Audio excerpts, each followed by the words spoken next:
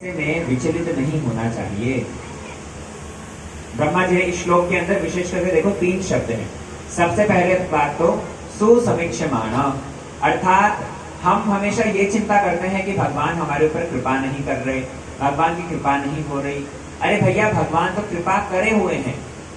भगवान की कृपा की अपेक्षा मत करो, समीक्षा करो। भगवान हमारे ऊपर कृपा करके रखे हैं। भगवान की कृपा तो हर समय बनी हुई है। भगवान की कृपा होगी तब जाकर के हम कुछ काम करेंगे, ऐसी धारणा, कल हमने बताया था ना, ऐसी धारणा नहीं रखनी चाहिए। भगवान तो हमारे ऊपर कृपा करे हुए हैं। दूसरी बात, आत्मकृतम विपाकम, अर्थात जीवन में कभी भी कोई दुख आता है ना, तो उस दुख की घड़ी में हम तुरंत भगवान को दोषारोपण करने लग जाते हैं। भगवान तेरे कारण ऐसा हुआ, या भगवान को नहीं तो अन्य किसी को दोषारोपण करते हैं। तेरे कारण, परिवार के लोगों को कहेंगे, पति के कारण, अरे हमारे तो ये सुनते नहीं जी बात, इनके कारण ही ऐसा हुआ। बच्चों को दोषारोपण करेंगे, तेरे कारण ऐसा हुआ। भैया, किसी के जीवन में कोई दुख नहीं लाता, कोई सुख नहीं लाता। अपने ही कर्मों का भोग करता है जीव। पूर्व जन्मों में जैसे कर्म किए हैं उसके फल स्वरूप आपको यहाँ फल मिलेगा। और पूर्व जन्म के अच्छे कर्म हैं तो अच्छा फल मिलेगा। पुण्य कर्म होने से सुख प्राप्त होगा, पाप कर्म होने से दुख मिलेगा। लेकिन विडंबना की बात यह है, पाप कर्म का फल कोई नहीं चाहता, लेकिन पाप करे बिना रहते नहीं है। और पुण्य कर्म का फल सब चाहते हैं, लेकिन पुण्य का काम, धर्म का काम कोई करना नहीं चाहता। जैसा बीज बोओगे वैसा ही फल मिलेगा। इसलिए विचार करना चाहिए बीज बोते वक्त, फसल काटते वक्त नहीं। जीवन में कभी कोई दुख विपत्ति आए ना, हम और कुछ नहीं छोड़ते, भगवान का भजन ही सबसे पहले छोड़ देते।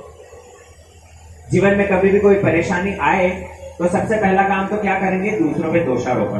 तुम्हारे कारण हुआ है, तुम्हारे कारण हुआ है। मानो उससे भी अगर मन नहीं भरा तो ऐसे में भगवान को ही दोषारोपण करने लग जाएंगे।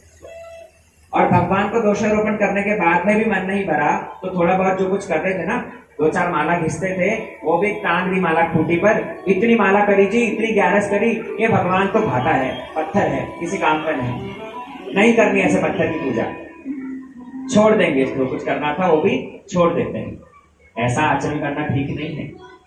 हम अपने ही कर्मों का फल भोग कर रहे हैं।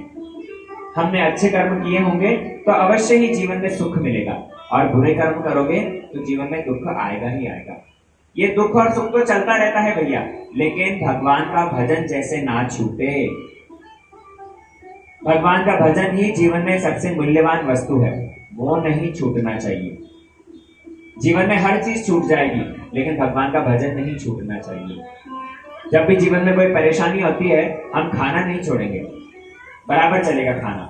सोना नहीं छोड़ेंगे, इधर उधर घूमना फिरना नहीं छोड़ेंगे, भजन ही सबसे पहले छोड़ देते हैं। जैसे पता नहीं माला छोड़ने के लिए राजी बैठे थे, तैयार ही बैठे थे, कैसे मौका मिले और कैसे ये छूटे।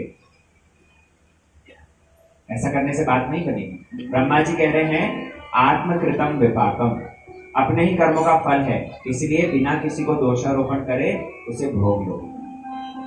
राजी होकर के करो तो भी भोगना पड़ेगा, दोषारोपण करके उद्विग्न होगे तब भी भोगना पड़ेगा।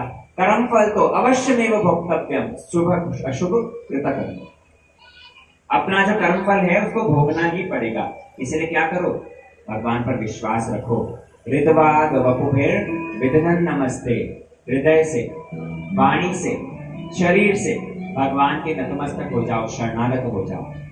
हमारे गुरुदेव बहुत एक अच्छी स्टोरी, एक उदाहरण देकर के समझाते हैं।